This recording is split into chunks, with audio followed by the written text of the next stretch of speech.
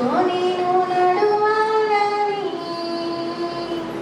నీతో కలిసి ఉండాలని నీతో నేను నడవాలని నీతో కలిసి ఉండాలని ఆశ్రయా ఆశ్రయా ఓ యేసయ్యా నిన్నే చాలయ్యా ఆశ్రయా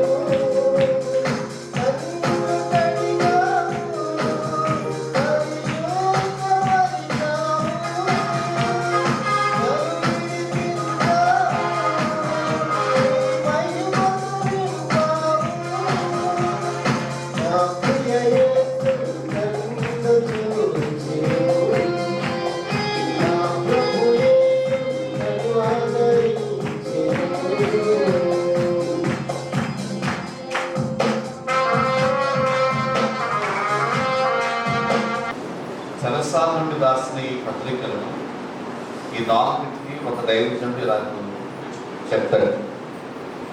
చెరసాల పత్రిక ఏమేమని నేర్చుకున్నామండి? ఎఫెసీయులకు, కొలస్సీలకు, ఫిలోమోనుకు,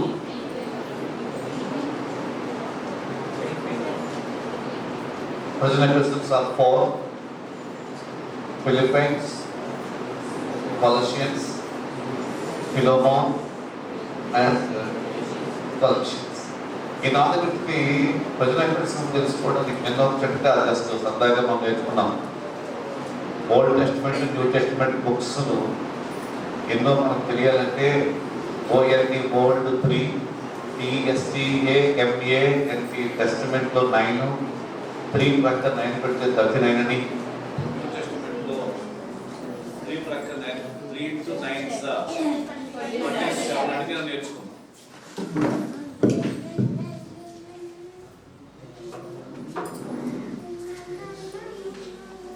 అలాంటి ఒక చిన్న చిట్కా ఏంటంటే బ్రదర్ ఎపిస్టల్స్ని ఫిలోమోన్, ఎఫెసియన్స్, ఫిలిప్పైన్స్, కొలసియన్స్ ఈ ఆర్డర్లో రాసుకుంటే పెప్సీ అని వస్తుంది కదా, ఎస్ కాకుండా సి పెడితే పిఈపిసి కదా, PEPC, P Philemon, E Ephesians, C నో P Philippians, C Colossians. So Pepsi ప్రజల ఎపిసోడ్స్. ఈ చెరసాల పత్రికలు 4టిని ఆయన గృహ నిర్బంధంలో ఉండగా వ్రాసాడు దైవజనుడైన పౌలు గారు, హౌస్ అరెస్ట్ గారు. ఇప్పుడు ఎఫెస్ అనే చర్చ్ ఎక్కడ ఉందంటే అసలు what is the modern city of Ephesus అంటే టర్కీ అంట. టర్కీ ప్రజెంట్ టర్కీ అది ఒకప్పుడు ఎఫ్ఎస్సి అని చెప్తారు. ఎఫ్ఎస్సి పట్టణం ఇప్పుడు టర్కీ. ఈ ఎఫ్ఎస్సి పట్టణం యొక్క సేవా పరిచర్యలు చాలా విశేషమైనవి. పౌలు గారిలో అపోస్తల కార్యం 18, 19 అధ్యాయాలలో అపోస్తల పౌలు ఎఫెసీ పట్టణంలో సేవ చేసిన సేవా దినాలు ఉంటాయి. ఏ చర్చిలో కంటే ఎఫెసీ చర్చిలో పాస్టర్ పౌలు గారు ఎక్కువ కాలం సేవ చేశారు. ఆల్మోస్ట్ 3 years సేవ చేశారు. ఇంచుమించు 3 సంవత్సరాలు ఎఫెసీ పట్టణంలో దైవజనుల పౌలు గారు సేవ చేశారు.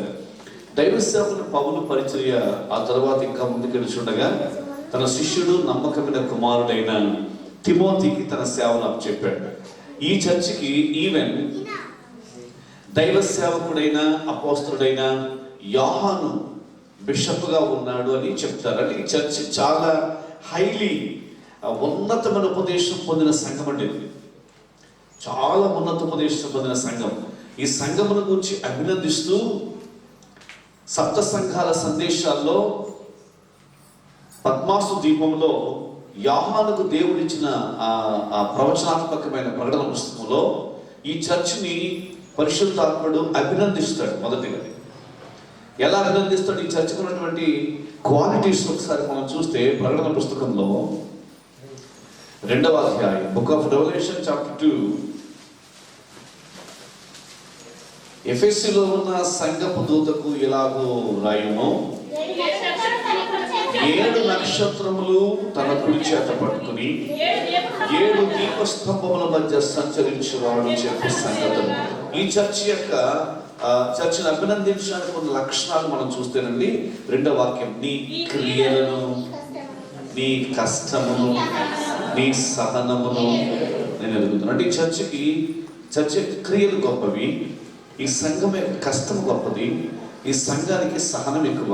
ఎఫెసీ సంఘానికి అంతేకాదు, నువ్వు దుష్టులను సహింపలేదు, అపోస్తలు కాకుండానే అపోస్తలు చెప్పుకున్న వారిని నువ్వు బాగానే కనిపెట్టావు, పరీక్షించావు, అబద్ధికులను నువ్వు కనుగొన్నావు. అంతేకాదు, నువ్వు సహనము కలిగి నా నామము నిమిత్తము భారము భరించి అయ్యలేదు. అంటే ఈ సంఘము చాలా ప్రశంసించదగిన సంఘం,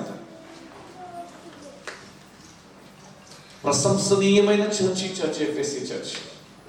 చాలా కష్టపడింది ఈ చర్చ్ అంటే సంఘ విశ్వాసం.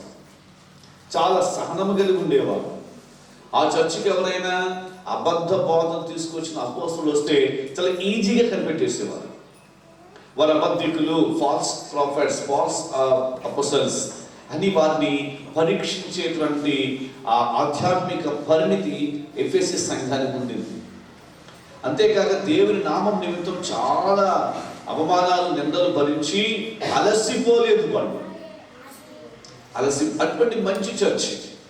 కానీ కాలగమనంలో ఏం జరిగిందంటే ఆ చర్చిలో ఈ లక్షణాలు కంటిన్యూ అవుతున్నాయి, కానీ కష్టపడడం, సహనం కలిగి ఉండడం, ఎవరు నిజమైన అపోస్తులో ఎవరు నిజమైన అపోస్తులు కాదో ఇది బాగానే కనిపెట్టగలిగినటువంటి స్థితిలో వాళ్ళు ఉన్నారు. కానీ ఆ చర్చిలో ఒక ఫాల్ట్ ఒకటి వచ్చింది.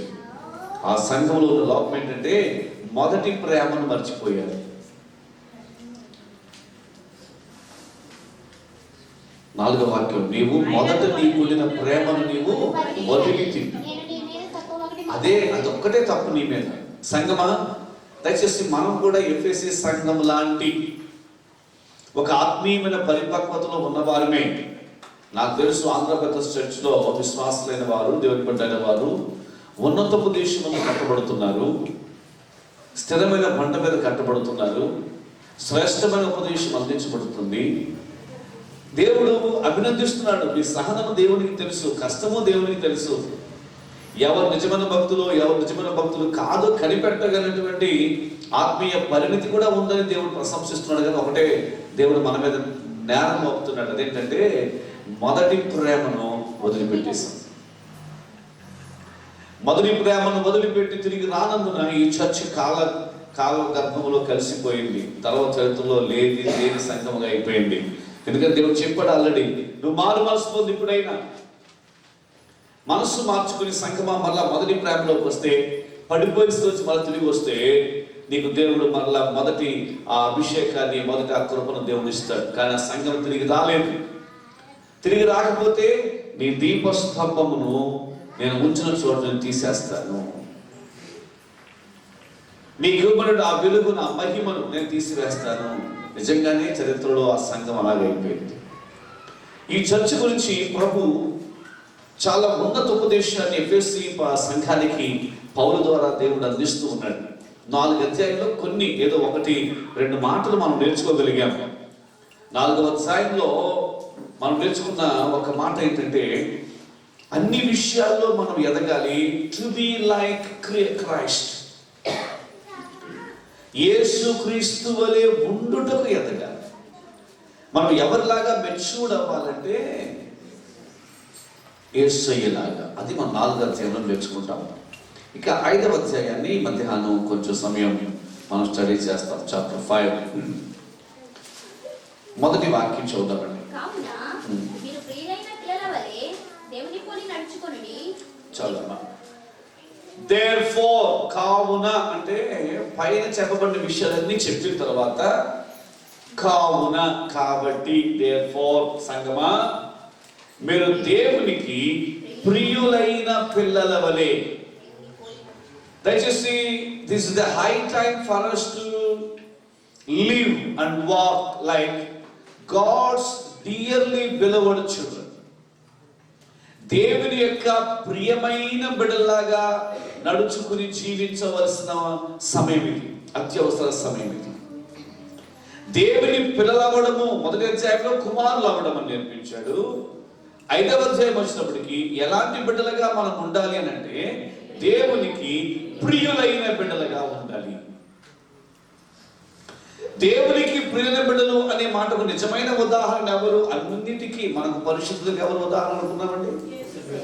అందరూ మాట్లాడగలరు. ఈవెన్ ప్రియమైన కుమారుడు అనే దానికి కూడా యేసు ప్రభువే నిజమైన మాదిరి.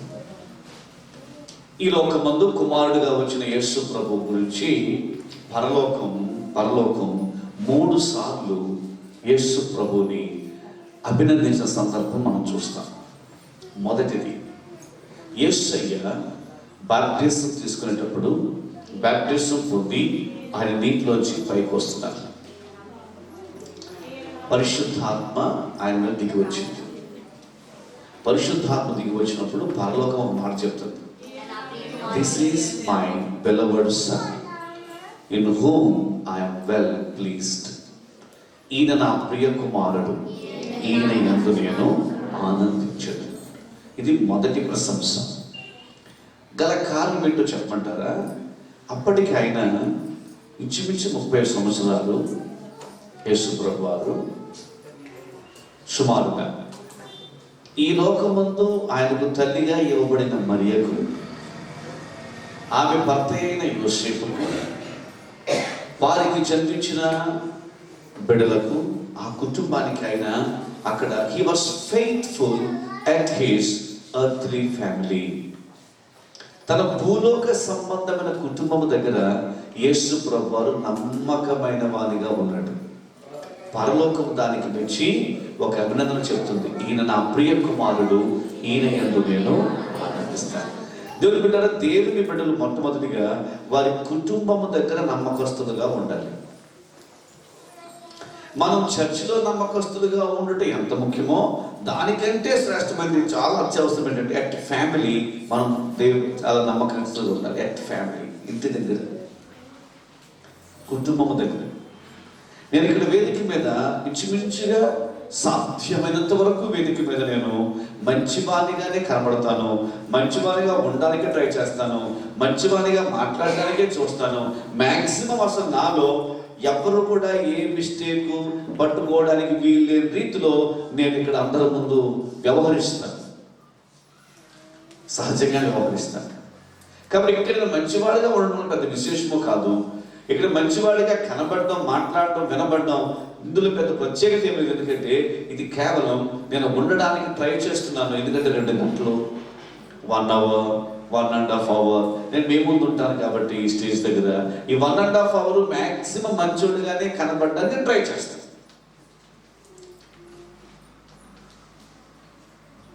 కానీ ఇప్పుడు నా నమ్మకత్వం, నా మంచితనం ఎక్కడ కరెక్ట్గా బయటకు వస్తుందంటే నా ఇంటి దగ్గర, నా భార్య దగ్గర, నా బిడ్డ దగ్గర.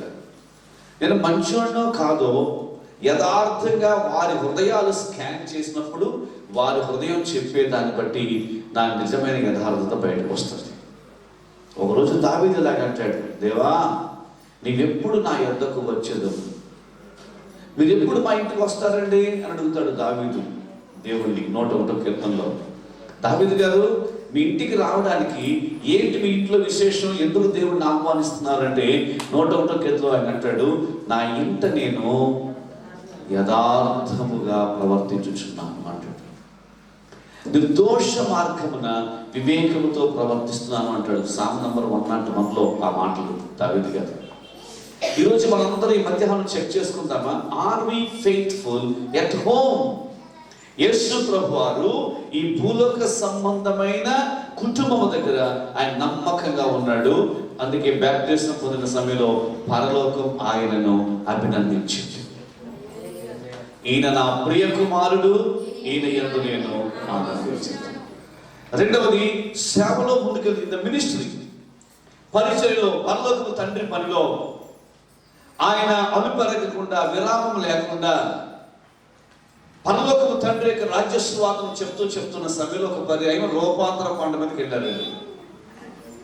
అంటే ఆ కొండ పేరు మనం రూపాంతర కొండని పెట్టాం. ఎందుకు రూపాంతర కొండ అంటే అక్కడికి వెళ్ళాక యేసయ్య ప్రార్థన చేసుకుంటుండగా ఆయన ముఖము సూర్యుని ముఖం వలె దగదగ మెరుగుచుండెను.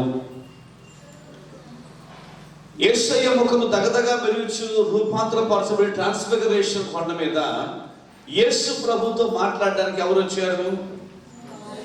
అందరూ మాట్లాడతారు. మోషేయు, ఏలీయా వచ్చారు. వారిద్దరూ యేసు ప్రభుతో మాట్లాడుతుంటే యేసు ప్రభు ముగ్గురు తీసుకెళ్ళాడు, పేతురు, యాకోబు, యోహాను. ఇక వీరు ముగ్గురు ఫస్ట్ టైం యేసు ప్రభుని ఆ మహిమతో చూశారు. యేసు ప్రభుని ఆ దగదగ మెరిసిన సూర్యుని ప్రతిబింబం వంటి సూర్యుని ముఖం వలె మెరిసిపోతున్న యేసయ్య ముఖాన్ని చూశారు, ఆ మహిమను చూశారు. చూడగానే పిల్లరా వారి ముందు ఒక ఆలోచన వచ్చింది, ఇంకా యేసు ప్రభుని మన క్రిందకు తీసుకెళ్ళొద్దు, ఇక్కడే బాగున్నాడు యేసయ్య, ఈ మహిమే బాగుంది యేసయ్య. కానీ వారు ఆలోచించుకుని వారు ఏం చేశారంటే పర్ణశాల కట్టడానికి ప్రయత్నాలు చేశారు.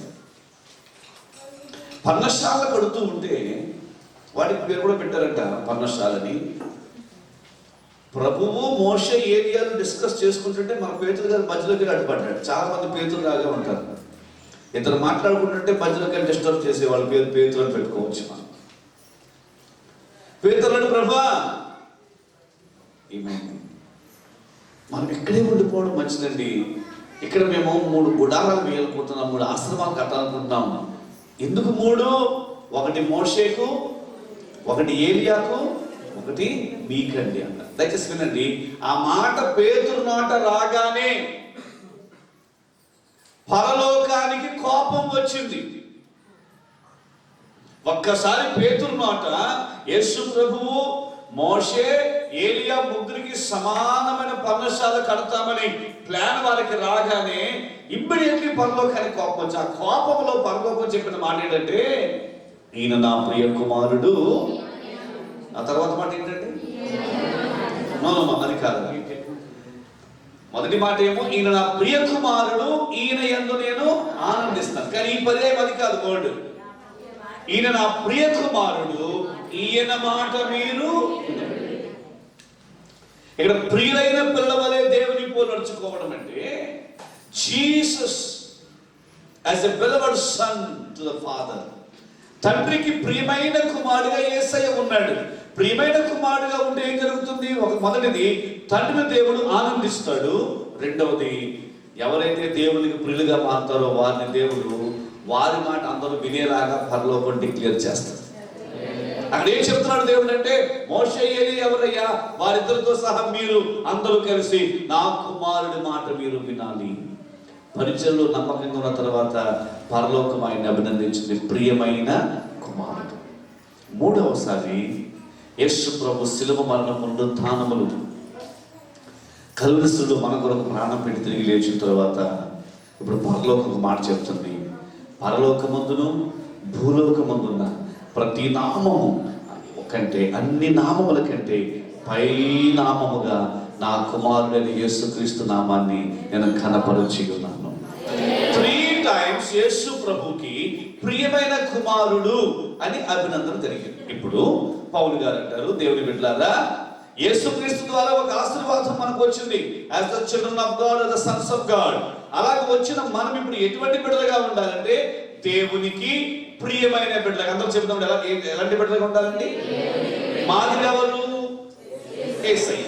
యేసు ప్రభు మనకు మాదిరి. రెండవ మాదిరి కూడా ఒక్కసారి ఈ మధ్యాహ్నం ఆలోచన చేద్దాం. ప్రియులైన పిల్లలు అనే జాబితాలో మరొక మాదిరి, ఒకటి యేసయ్య. నిస్సందేహంగా యేసు ప్రభు మాత్రమే యేసయ్య పరలోకానికి ప్రియమైన కుమారుడు. కానీ మానవ పరంగా మరొక ఆయన కూడా యేసు ప్రభుకి లేక పరలోకానికి ప్రియుడయ్యాడు. ఆయన గురించి కూడా ఒక ఇంత ఆలోచన చేద్దాం. దానియేలు పుస్తకం 10వ అధ్యాయంలో, దానియేలు పుస్తకం 10వ అధ్యాయంలో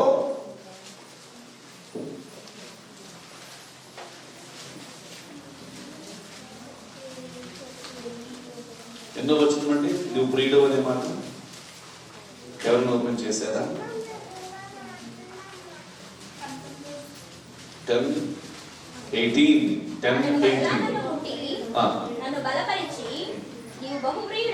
నీవు బహుప్రియుడవు, భయపడకు, నీకు శుభమవును గాక, ధైర్యము తెచ్చుకోము, ధైర్యము తెచ్చుకోమని నాతో చెప్పాడు.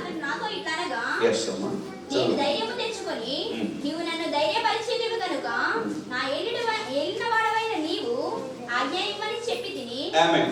థాంక్యూ అమ్మా. ఈ మధ్యాహ్నం మనం నేర్చుకునే టాపిక్ ఏంటంటే, దేవునికి ఎటువంటి బిడ్డలాగా ఉండాలంటాడు ఆయన. మొదటి అధ్యాయంలో మనం దేవునికి బిడ్డలం అయ్యాం, కుమారులం అయ్యాం. అది ఆశీర్వాదం. ఈ ఆశీర్వాదం పొందిన మనము మనకు దేవుడు 1000 రూపాయలు ఇస్తే మనం ఏం చేయాలి? ఆ 1000 రూపాయలు 10,000గా డెవలప్ చేసుకునే స్థాయికి, అదే అభివృద్ధి కదా.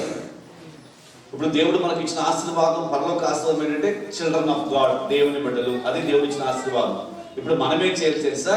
కొంచెం కష్టపడి మామూలు బిడ్డలుగా ఉండిపోకూడదు, సాధారణ బిడ్డలుగా ఉండిపోకూడదు, ప్రియులైన బిడ్డలుగా మారిపోవాలి. చేతులెత్తి దేవునికి స్తోత్రం చేద్దాం. ప్రియులైన బిడ్డలుగా ఉండాలంటే మనకు ఒక మాదిరి యేసయ్య. యేసు కాకుండా బైబిల్లో మరొక మాదిరి ఉన్నాడు. ఆయన పేరు డానియేల్. అందరూ చదువు. ఆయన పేరు ఏం పేరండి? కొంచెం గట్టిగా అందరూ చెప్పాలి. ఇది కొంచెం ముక్తాయాసనం వల్ల నిద్రావస్థలో ఉన్న సమయం కదండి. కొంచెం అందరూ మాట్లాడుతూ ఉంటే నిద్ర కాస్త పోతుంది, మనం సదగా వినడానికి వీలుంటుంది. దానియేలు దేవునికి బహుప్రియుడు. పరలోకం చెబుతుంది, దానియేలు నీవు నాకు బహుప్రియుడవు.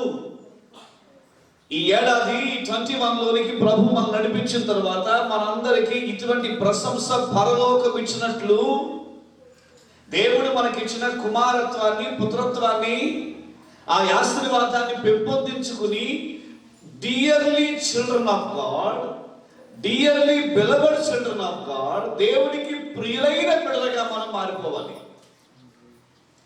అలా మారడానికి ఒక మంచి ఉదాహరణ దానియేలు. దానియేలు గురించి ఎన్నోసార్లు వింటాం కదా. దానియేలు దేవునికి ప్రియుడవడానికి నేను గమనించిన కొన్ని విషయాలు మీతో ప్రస్తావిస్తాను. అందరికీ తెలిసినవే కానీ ప్రస్తావిస్తాను. How Daniel became beloved to God, దేవునికి ఎలాగైనా ప్రియుడయ్యాడు. అసలు ఈ అధ్యాయం నేపథ్యం ఏంటంటే 10వ అధ్యాయం నేపథ్యం.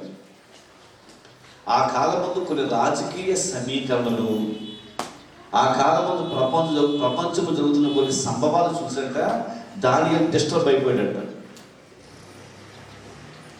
యుద్ధాలు కావచ్చు, రాజకీయ స్థితిగతులు కావచ్చు, రాజభవనంలో జరుగుతున్న పరిణామాలు కావచ్చు, ప్రజల మధ్యకు వచ్చినటువంటి పరిస్థితులు కావచ్చు, డిస్టర్బ్ అయ్యాడు. ఎంత డిస్టర్బ్ అయ్యాడంటే పిల్లరా, ఆయన అయితే సేఫ్గానే ఉన్నాడు, సేఫ్ జోన్లో ఉన్నాడు. వాస్తవంగా ఆయన ప్యాలెస్లో ఉన్నాడు, ఆయన సేఫ్ జోన్ ఉన్నాడు. కానీ రాజ్యంలో జరుగుతున్న సంఘటనలు ఆయన కలచివేసి, ఈ మధ్యాహ్నం ఆత్మలో దేవుని మాటలు విందాం కదా. మనము దానియేలులాగా జరుగుతున్న పరిణామాలను బట్టి మన అంతరంగం కలచివేయబడి మనస్తాపము చెందినటువంటి ఆత్మీయమైన బిడ్డలుగా ఉండాలి. దానియేలు బబులోను దేశంలో ఉండి డిస్టర్బ్ అయిపోయాడు. ఆయన డిస్టర్బెన్స్ ఎంతవరకు నడిపించిందంటే ఆయన తినబుద్ధి అయ్యేది కాదంట ఆయనకి.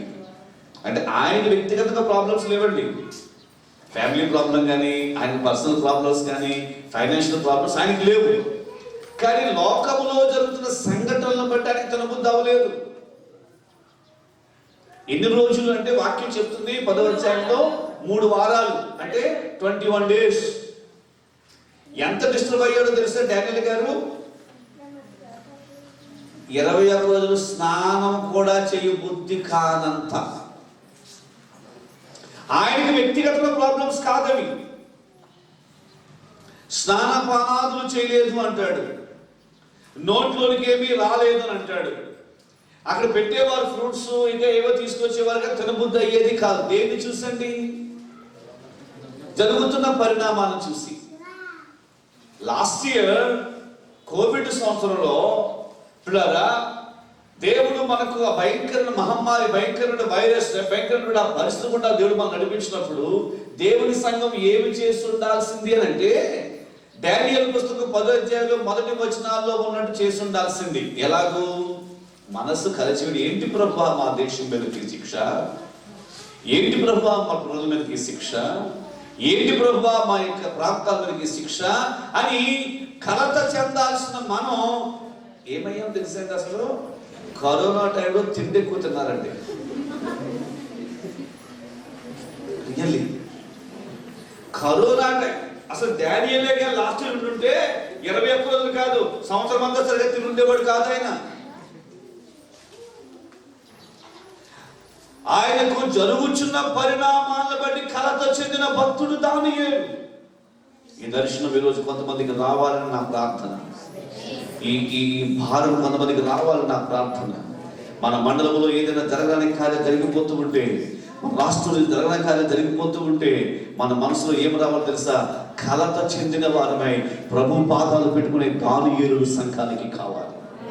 మనమందరం దేవునికి బిడ్డలం. కానీ ఈ మధ్యాహ్నం ప్రభు నిన్ను ఒక స్థాయికి, ఒక మెట్టుకు నడిపించాలనుకుంటున్నాడు. అదేమిటంటే నీవు దేవునికి ప్రియుడైన బిడ్డగా, ప్రియమైన కుమార్తెగా మారే స్థాయికి నీవు ఎదగాలి.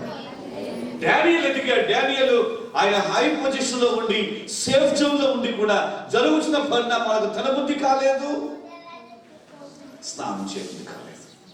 దేవునికి ఎంతమంది సమర్పించుకుంటారండి? 21 days అటండి, 21 days.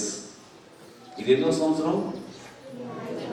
కాబట్టి నా ప్రార్థన సజెషను, మనలో కొంతమంది 21 days ఫుల్ ఫాస్టింగ్ పెట్టుకునే కృప దేవుడు ఇచ్చును కాక.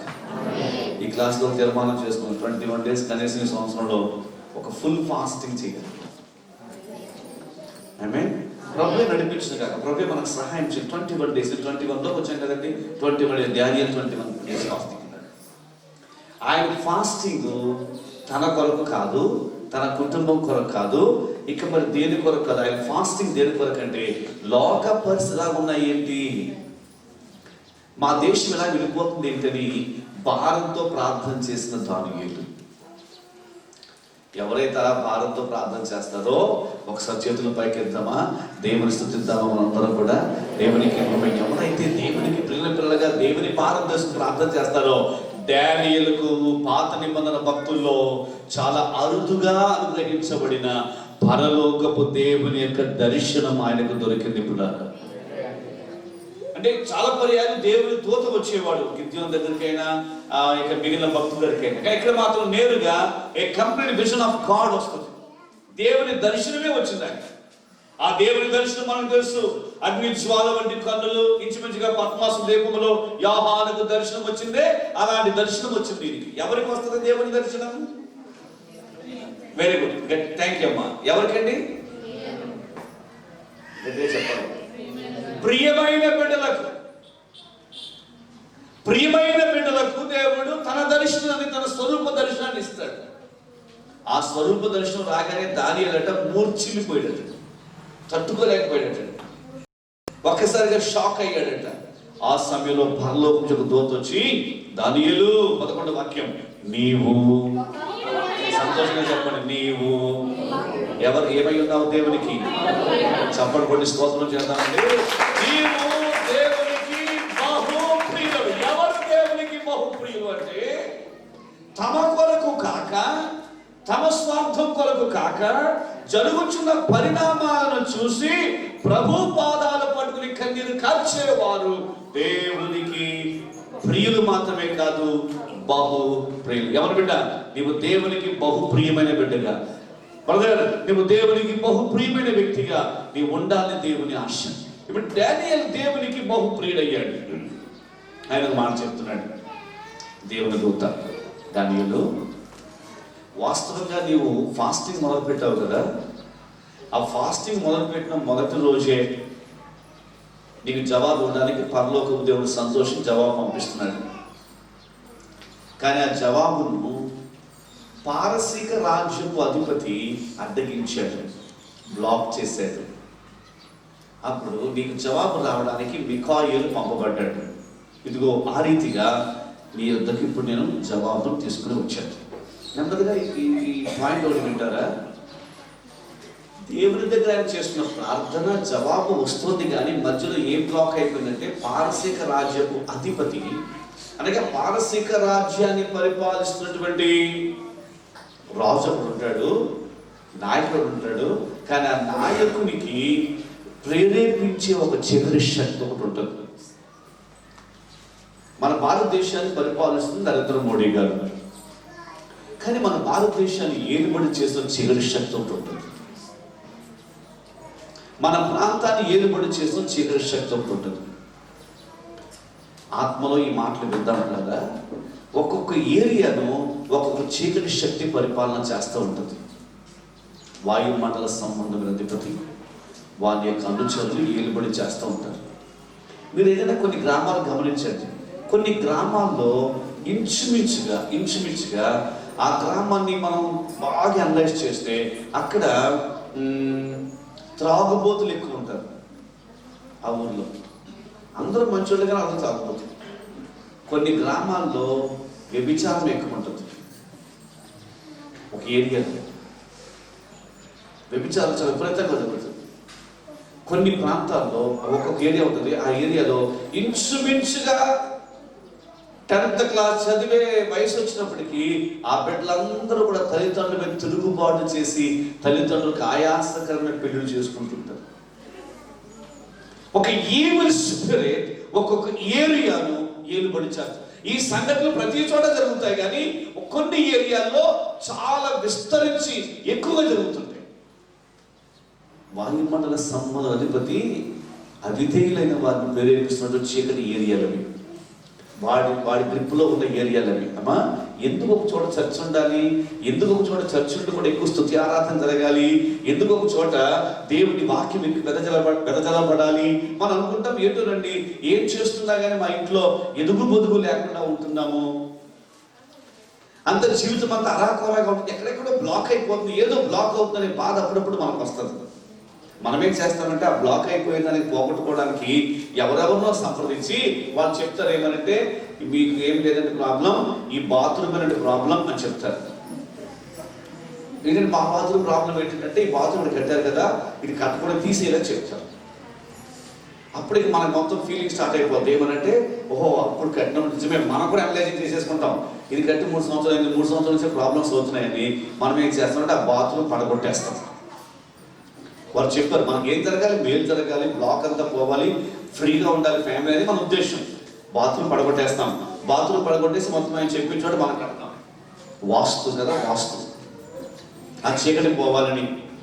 వాస్తవంగా వాస్తు అంటే ఏమి లేదంటే చెప్పండి, ఏమి లేదు. కానీ నిన్న ఖర్చు పెట్టింది, నిన్న సంపాదించిందంతా రేపు బాగుంటుందని ఈరోజు ఖర్చు పెట్టేయడమే వాస్తు అంటాడు.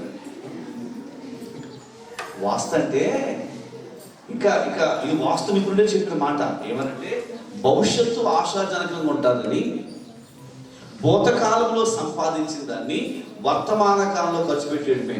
నిన్న చక్కగా ఇంచుమించు 70,000 పెట్టి కట్టుకున్న బాత్రూమ్ని రేపేదో బాగుంటుందని ఈవేళ కూల్చేయడమే వాస్తు అంటే. ఏమి లేదు అందులో, ఆ కిటికీ తీసేయడమే. అయినా ఒక 2-3 రోజులు, 2-3 వారాలు, 2-3 నెలలు, మేబీ 2-3 years కొంచెం ప్రశాంతంగా ఉన్నటువంటి మరలా ఇంకో బ్లాక్ ఏదో వస్తుంది, ఏదో చీకటి వస్తుంది. నిజంగా మన ఇంట్లో చీకటి పోవాలంటే ఏం జరగాలంటారు? తాయిట్టు తీసుకురావడమా, వాస్తు అటు ఇటు కిటికీలు మార్చడమా? దేని వలన చీకటి పోతుంది? తల్లి వినండి, దేని వలన చీకటి పోతుంది తెలుసా? వాక్యంలో చెప్తుంది, వాక్యము వెల్లడి ఆగుట తోడనే వారికి ఏమి కలిగెను? గట్టిగా చెప్పండి. చీకటి పోవడానికి ఒకే ఒక మార్గం ఉంది, just on the light, switch on the light. చీకటి పోవాలంటే లైట్ ఆన్ చేస్తే చీకటి పారిపోతారు. ఇప్పుడు మన ఇంట్లో చీకటి పోవాలంటే ఏమి రావాలి? వెలుగు రావాలి. వెలుగు రావాలంటే వెలుగు ఎలా వస్తుంది? వాక్యం చెప్తుంది, వాక్యము వెల్లడెవడు తోడనే వెలుగు కలుగుతుంది. అందుచేత ప్రతి విశ్వాసి ఇంటి దగ్గర కనీసం నెలకొక మారు, లేదంటే 2 మాసాలకు ఒక మారు, లేదా దైవ సేవకులకు అనుకూలమైనటువంటి సమయాల్లో ఏడాదికి మినిమం ఒక 6-7 మీటింగ్లైనా గృహకూడికి ఇంట్లో జరగాలి. కొంతమంది అసలు 6-7 సంవత్సరాలు కూడా ఒకసారి పెట్టుకున్న వాళ్ళు చాలా మంది ఉంటారు. ఎందుకని చెప్తారు? గృహకూడికి పెట్టుకోవడం ఏం జరుగుతుంది అసలు? What is happening? Cottage meeting ద్వారా ఏం జరుగుతుంది? గృహకూడిక ద్వారా జరిగే గొప్ప మేలు మనకు తెలిస్తే అసలు ప్రతిరోజు, ప్రతి వారం మనం పెట్టుకుంటాం. ఏం జరుగుతుందంటే, అక్కడ పరిశుద్ధులు వచ్చి పాటలు పాడతారు కదండి.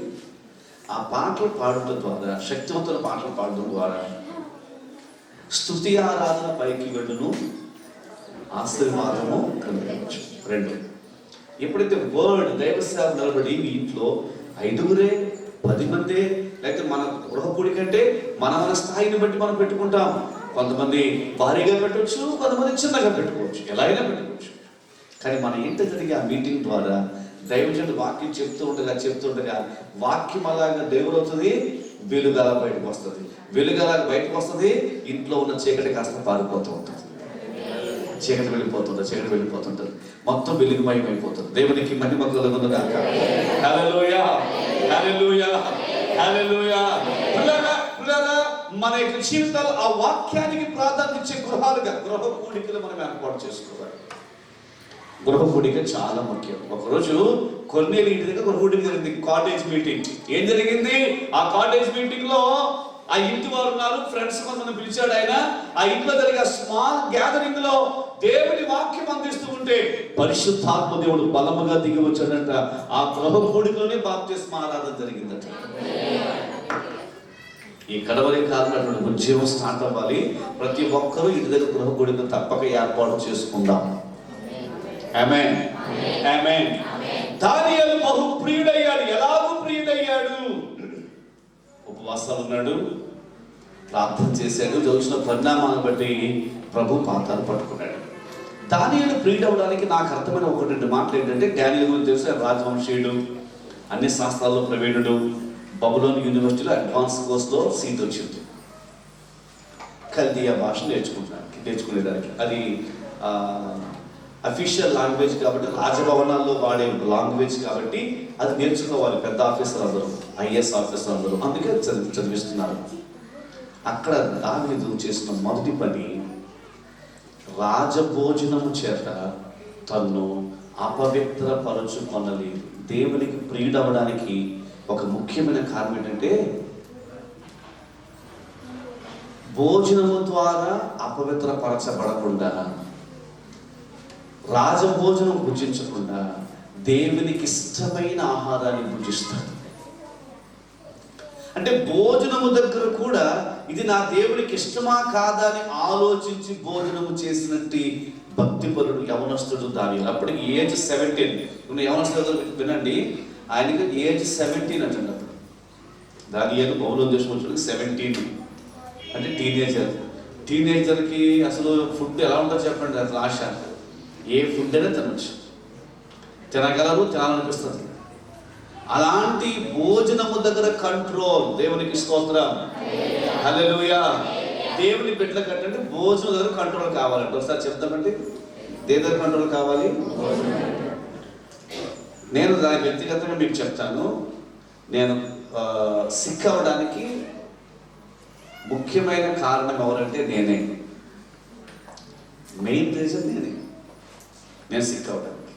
ఎందుకంటే నాకు అసలు కొంచెమైనా నిగ్రహ శక్తి లేక, కొంచెమైనా సెల్ఫ్ కంట్రోల్ లేక, కొంచెమైనా ఆహార నియమాన్ని పరిమితంగా పాటించడం నాకు రాక, ఇది నాకు నేను తెచ్చుకున్నటువంటి majority of my problem is నా ఫుడ్ విషయంలో నాకు కంట్రోల్ లేదు.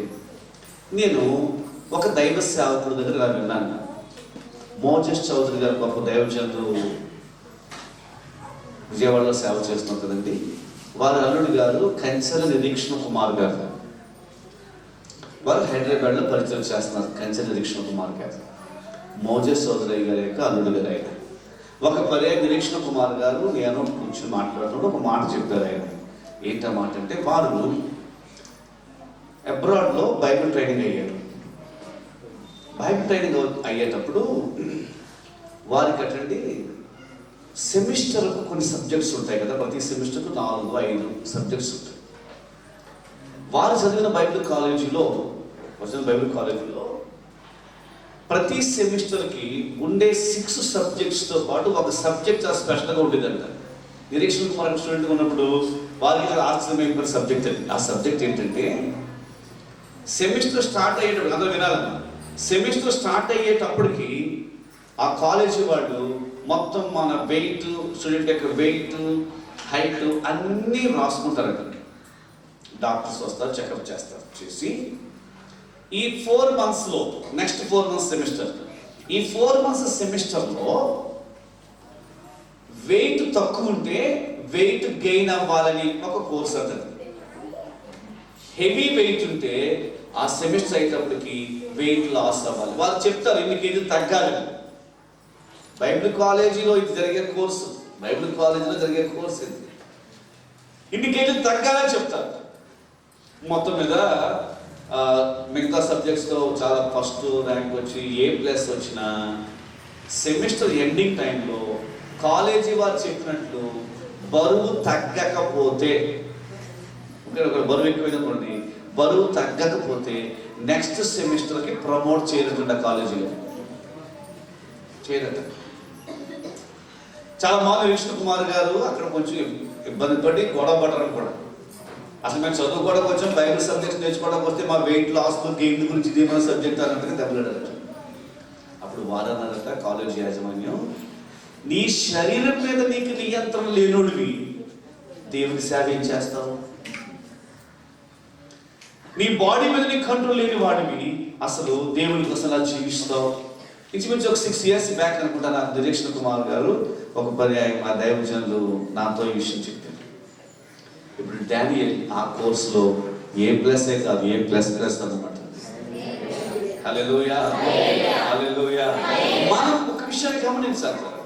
ఎఫ్ఎస్సి పద్ధతి నేర్చుకుంటే ప్రాక్టికల్ అయిపోయిన బిహేవ్.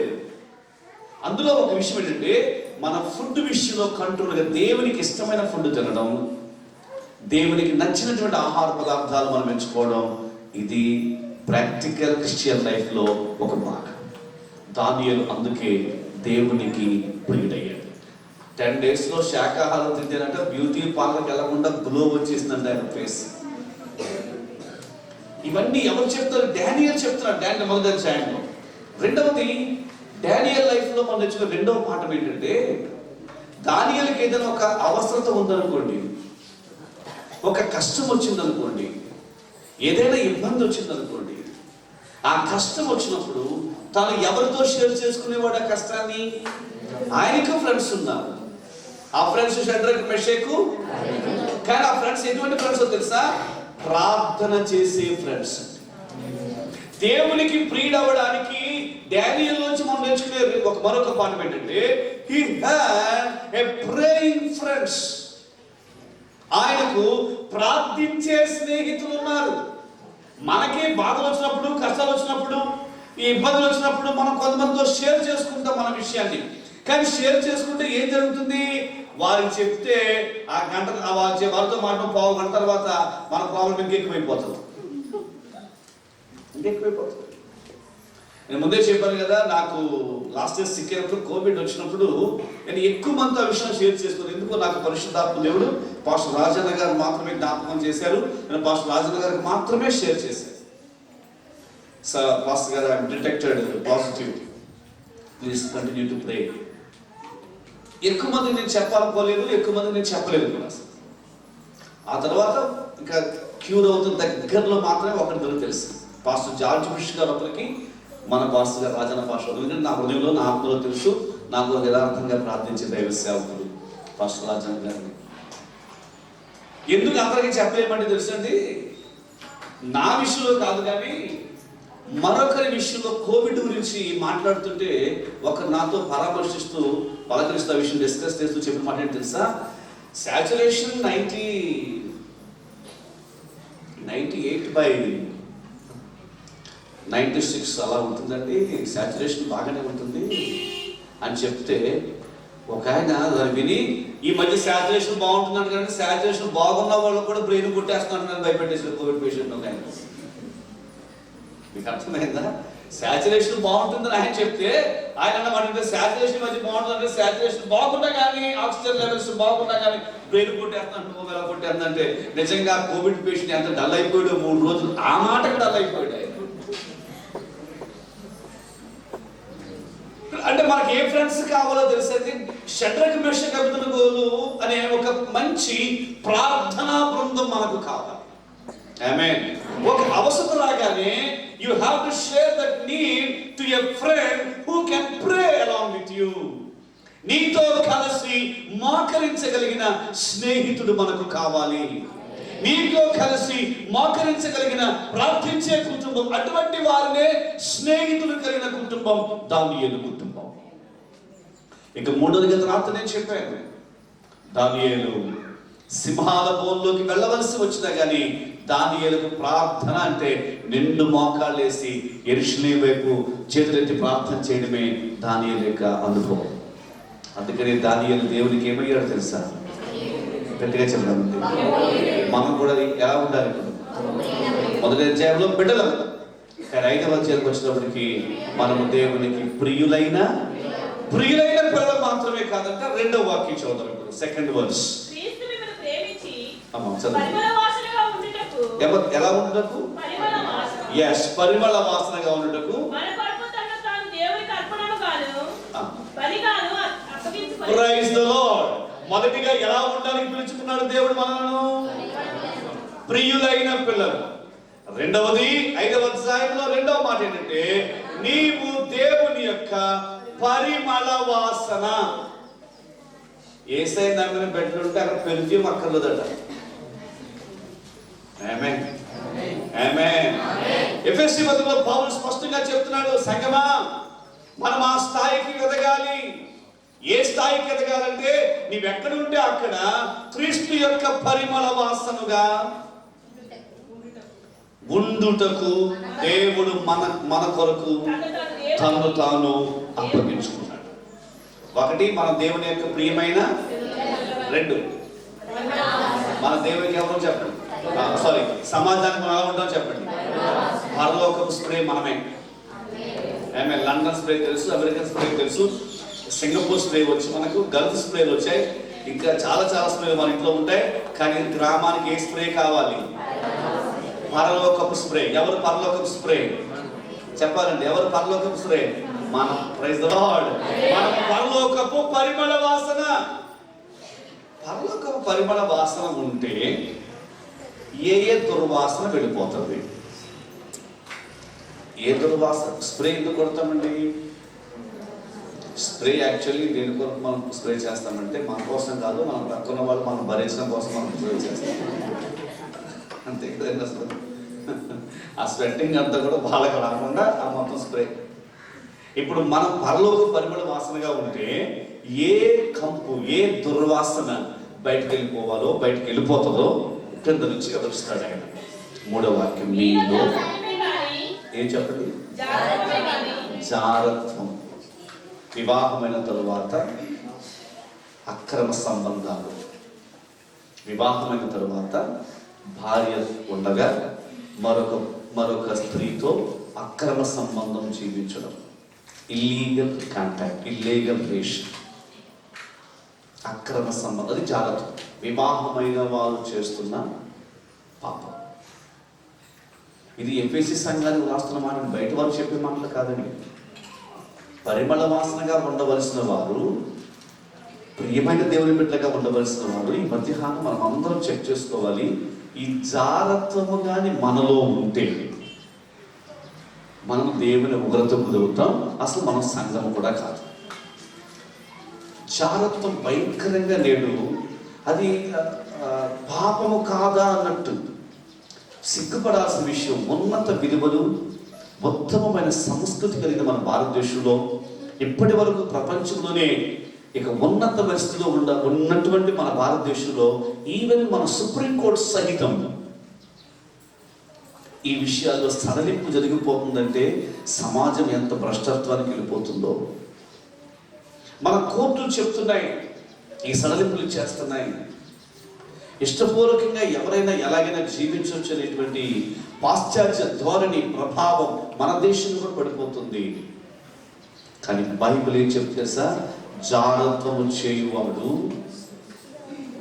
తన శరీరాన్ని అపవిత్రపరుచుకుంటున్నాడు కాబట్టి వాడు దేవుని నామానికి అవిధేయుడిగా జీవిస్తున్నాడు కనుక దేవుని ఉగ్రతకు వాడు గురవుతుంది. దేవుని బిడ్డారా నేను చేతులు జోడించి చెప్తానండి. వివాహం అయిన తరువాత ఎవరైనా మరలా అక్రమ సంబంధాలు జీవిస్తూ ఉంటే వారు కంపు కొడతారు. అర్థమైందండి? వాస్తవం ఎలా ఉండాలి? మనం ఎలా ఉండాలి? I am to be heavenly spray. పరలోకము పరిమళ వాసనగా ఉండని దేవుడు నన్ను నియమించాడు. కానీ నేను ఒకవేళ పరాయి స్త్రీతో, పరాయి పురుషునితో అక్రమ సంబంధాన్ని జీవిస్తుంటే నేను పరిమళ వాసనగా ఉండవలసిన నేను సమాజానికి ఎలా మారుతానో తెలుసా? నా ద్వారా దుర్వాసన బయటకు వెళుతుంది. నేను చాలా మంచి స్ప్రే కొట్టుకోవచ్చు, కానీ నా జీవితం, నా లైఫ్ స్టైల్, నా పాపం, నేను ఉన్న వ్యభిచారం, నానున్న ఆ జాగ్రత్త స్థితి నా ద్వారా గ్రామానికే కంపు, సమాజానికి కంపు, కుటుంబానికి కంపు, బిడలకు కంపు, చివరికి యేసయ్య నామానికి దుర్వాసన తెచ్చే వ్యక్తిని నేను. అమ్మా, ఇంతమందిలో ఏ చిన్న బ్యాడ్ స్మెల్ వచ్చేటువంటి వస్తువు లోపలికి వచ్చిన మొత్తం లోపల ఈ చర్చ అంతా ఎఫెక్ట్ అవుతుంది. ఎక్కడో చెడు తొక్కేసి తొక్కకూడని తొక్కి ఈ ప్రాంగణంలో ఎంటర్ అయ్యామనుకోండి, ఒక చిన్న బిడ్డ ఎంటర్ అయ్యాడు, కానీ మొత్తం మనందరం ముక్కు మూసుకోవాల్సి వస్తుందిగా. అలాగే ఇప్పుడు ఈ సంఘంలో ఎవరైనా ఒక్కరైనా జాగ్రత్తలో ఉంటే నీ ద్వారా సంఘానికి కంపు కొడుతూ ఉంటాయి. ఎవరి బిడ్డలారా, పురుషులారా, స్త్రీలారా, ఈ క్లాస్లో ఒకసారి మనం చెక్ చేసుకున్న పరిమళ వాసనగా ఉండవలసిన నువ్వు దుర్వాసన తీసుకెళ్తున్నావు, బ్యాడ్ స్మెల్ తీసుకెళ్తున్నావు. రెండవది ఏం చెప్పండి? ఏ విధమైన అప్పటికే మనమే చెప్పుకుంటాం కదా, తెలుగుగా చాకచక్యం కొన్ని వర్డ్స్ మనం అంటున్నాం. అన్ని అభ్యంతరం కాదని అంటాం, కానీ బైబిల్లో స్పష్టంగా పరిశుద్ధాత్మ రాస్తాడు, ఏ విధమైన ఎనీ కైండ్ ఆఫ్ ఫిల్తీనెస్, అపవిత్రత అయినా కానీ, లోభత్వమే కానీ వీటి పేరైనను ఎత్తకూడదు, ఇదే పరిశుద్ధులకు. ఎంతమందికి అర్థమవుతుంది నేను ఎలా ఉంటాను, నిర్మించబడ్డాను పరిమళ వాసన. కానీ ఇప్పుడు ఇవన్నీ చేతిలో ఏమవుతున్నాను, నేను దుర్వాసన తెచ్చే వ్యక్తిగా మారుతున్నాను. 4వ వాక్యం, కృతజ్ఞత వచనమే మీరు ఉచ్చరింపవలెను, బూతులైనను, పోకిరి మాటలైనను, సరసోక్తులైనను ఉచ్చరింపకూడదు. ఇవి మీకు అసలు ఈ వర్డ్సే మన నోట రాకూడదండి, మన నోట బూతులు రాకూడదండి, సరసోక్తులు రాకూడదండి. ఇవి వస్తే దేవుని ఉగ్రత గురవుతాం, అది పరిశుద్ధులకు తగినవి కావు. 5వ వాక్యం, వ్యభిచారి అయినా, అపవిత్రుడైన, విగ్రహారాధికుడై ఉన్న లోకేయును.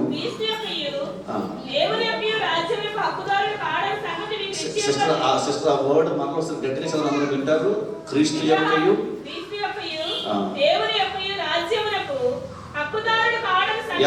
ఎవరు ఆయన బాప్తిసం పొందాడు, ఆయన పరిశుద్ధాత్మ కూడా పొందాడు, ఆయన దర్శన భాగం ఇస్తాడు, ఆయన చర్చలు రెగ్యులర్ మెంబర్. అయినా సరే ఈ క్యారెక్టర్స్ గా ఆయనలో ఉంటే దేవుని రాజ్యానికి అతడు హక్కుదారుడు. మనమేమనుకున్నాం, బాప్తిసం పొందే పరలోకం మనకు రాసిచ్చేసినట్టే ఫీల్ అయిపోతున్నాం. చర్చకు రావడం మొదలు పెడితే యేసయ్య మన జేబులో ఉన్నట్టే ఫీల్ అయిపోతున్నాం. ఒక విషయం గమనించి, ఈ వాక్యంలో ఉందండి, వాక్యంలో ఉన్న మాట అక్షరాలు నెరవేరుతుంది. వ్యభిచారికి పరలోకములో హక్కుదారుడు కాడు. జాగ్రత్తం చేసేవాడు, బైబిల్ చదువు నోట్లో బూతులు తిట్టేవాడు కూడా అక్కడ రాడు. పౌలు నెమ్మదిగా బోధించడం మొదలుపెట్టి చివరి అధ్యాయం వచ్చినప్పటికీ కొంచెం డీప్ గా ప్రాక్టికల్ లైఫ్ చెప్తాడు. నోట్లో బూతులు గాని, సరసోక్తులు గాని, వ్యంగ్యోక్తులు గాని మాట్లాడామా మనకు దేవుని రాజ్యంలో ఎంట్రన్స్ లేదు, మనకు హక్కుదారులం కాదు. కాబట్టి ఈ క్లాస్లో, ఈ మధ్యాహ్న సెషన్లో ఇవన్నీ విడిచిపెట్టేసి నీవు నేను యేసయ్య పరిమళ వాసనగా మారిపోతాం. Praise the Lord. నిశ్చయముగా షూర్లీ తప్పనిసరిగా అదేమి ఆప్షన్ కాదు, కొంతమందికి మినహాయింపు లేదు. అతడు హక్కుదారుడు కాదనే సంగతి నిశ్చయముగా నేను తెలియచేస్తాను, నిశ్చయంగా తెలియచేస్తాను. 6వ వాక్యం, ఎవడునో మిమ్మల్ని మోసపరచనీయకుడి, ఇట్టి క్రియల వలన దేవుని ఉగ్రత అవిధేయులైన వారి మీదకి వచ్చును కనుక మీరు అట్టి వారితో పాలువారై ఉండండి. నెక్స్ట్ లెవెల్ ఏంటి తెలుసా? ఒకటి, మనం అలా ఉండకూడదు, అదొక లెవెల్. రెండవది, అటువంటి వారితో మనము ఫ్రెండ్షిప్ చేయకూడదు. నీవు చెయ్యవు కానీ ఆ పాపం చేసే వాళ్ళకి నీ సపోర్ట్ ఉంటుంది.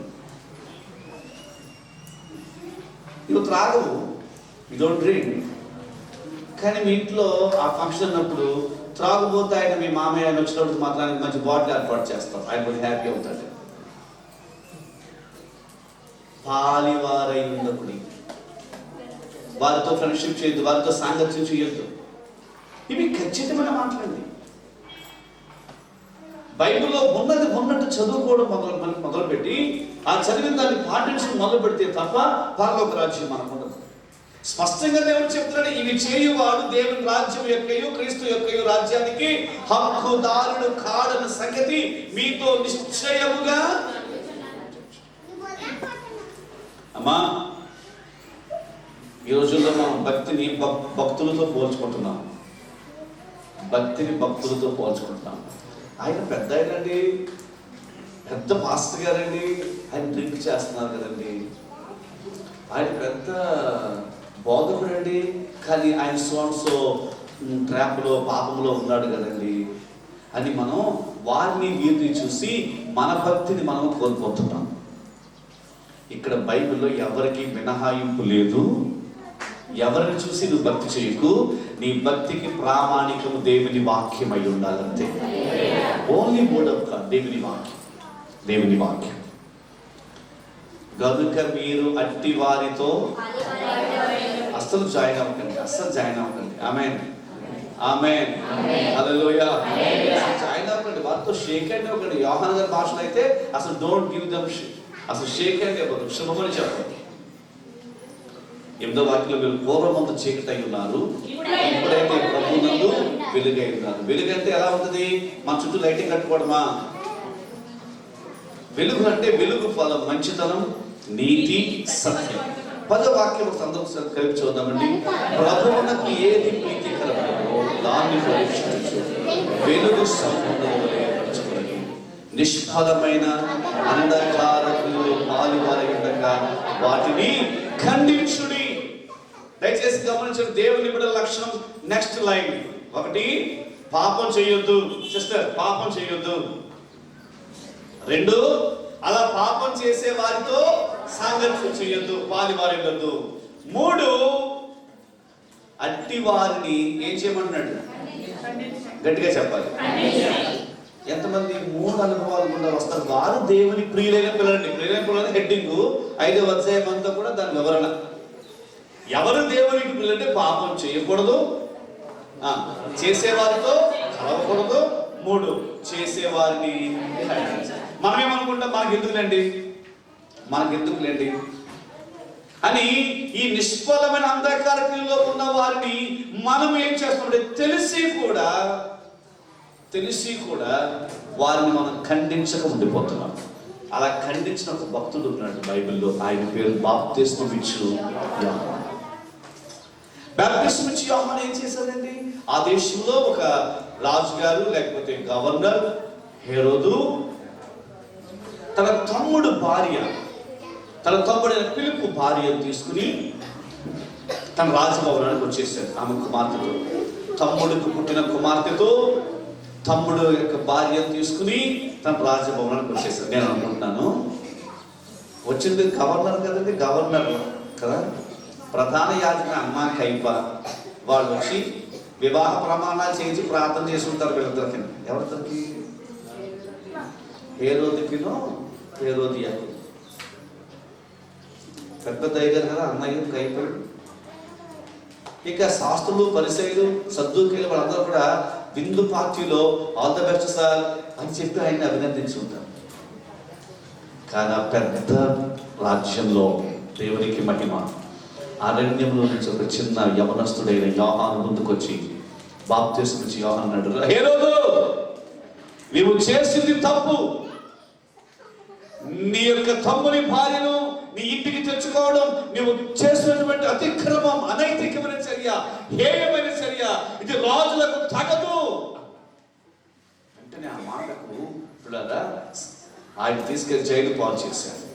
ఆ తర్వాత కొంతకాలానికి స్థిరచేతనం చేశారు. దేవునికి మహిమ. అందుకేనేమో ఎవ్వరికి లేని ఒక ప్రశంస యోహానుకు వచ్చింది. ఏంటది? చెప్పండి. ఎవరు చెప్తున్నారు? స్త్రీలు కనిన వారిలో ఇతని కంటే అధికుడు ఇంకెవ్వరు. చప్పడు పడుతూ దేవుడికి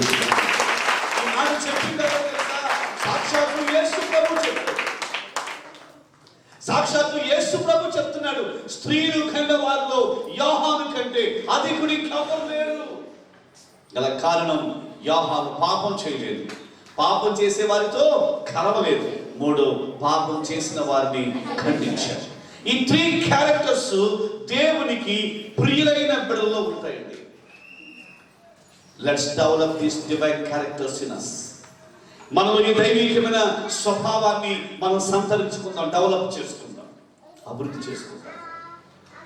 అలా చేస్తే మనం దేవునికి ప్రియులైన పిల్లలాగా ఉంటాం. నా ప్రార్థన దేవునికి ప్రియుల బిడ్డలుగా ఉండే కృపను ప్రభువు మనకిచ్చును గాక. నేను ముగిస్తూ ఒక 5 నిమిషాలు మాత్రం చెక్ చేసుకోవాలండి. మళ్ళీ నేను చెప్తున్నాను. 1, మనం పాపము చేయకూడదు. 2, చేసేవారితో రావకూడదు. 3, చేసేవారిని. ఈ 3లో ఏది చేయకపోయినా you cannot become the dear son of God. దేవునికి ప్రియమైన బిడ్డగా ఉండలేవు. వారితో నువ్వు ఏకీభవించినట్లే, వారితో నువ్వు సమ్మతించినట్లే. You keep your identity of holiness. దేవుని యొక్క ఆ దత్తపుత్రత్వాన్ని, ఆ ఐడెంటిటీని నువ్వు కాపాడుకోవాలి. అది బాప్తిస్మం నుంచి యోహాను కాపాడుకున్నాడు.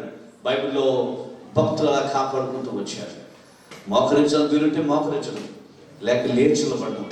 కానీ అందరూ స్వరమెత్తి, అయ్యా నేను దేవునికి ప్రియమైన బిడ్డగా మారాలి, దేవునికి ప్రియమైన బిడ్డగా మారాలి. ప్రార్థన చేసుకుంటాను. దేవా నేను నీకు ప్రియమైన బిడ్డగా మారాలి. మీకు మోకరించడానికి ఇబ్బంది ఉంటే లేచిలబడండి.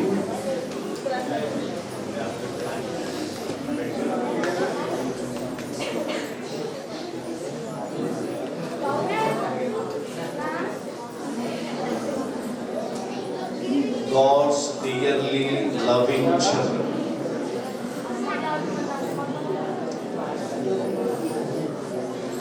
ప్రేమించి నన్ను వెదకితివి, ప్రీతితో నన్ను రక్షించితివి. ప్రేమించి నన్ను వెదకితివి, ప్రీతితో నన్ను రక్షించితివి. పరిశుద్ధ జీవితం చేయుటకై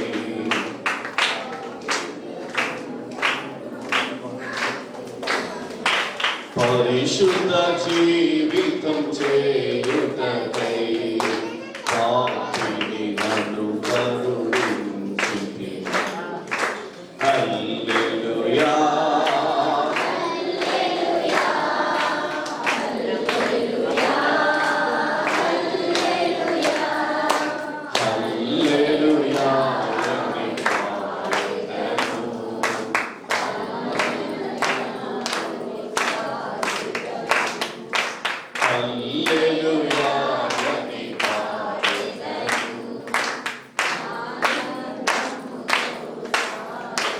దయచేసి చేతులెత్తి కానీ లేక చేతులు జోడించి కానీ ఎవరికి వారి హృదయం తెరిచి ప్రార్థన చేద్దాం. అయ్యా నీకు ప్రియమైన బిడ్డగా నేను మారాలి, నీకు ప్రియమైన బిడ్డగా నేను మారాలి. ఇంకా స్వరమెత్తి ప్రార్థన చేద్దాం. దానికి 3 మాటలు విన్నాం మనం. పాపము చెయ్యొద్దు, పాపంతో చేసేవారితో పాలు పొందొద్దు, ఆ నిష్ఫలన క్రియ చేయవారిని ఖండించండి. నీ పక్షంగా దేవుని ఆలోచన, నువ్వు దేవుని పరిమళ వాసనగా ఉండాలని, దేవుని పరిమళ వాసనగా నీవు ఉండాలని. సిస్టర్, నీవు దేవుని పరిమళ వాసనగా ఉండాల్సింది బదులు ఎందుకో సమాజానికి దుర్వాసన అందిస్తున్నావు.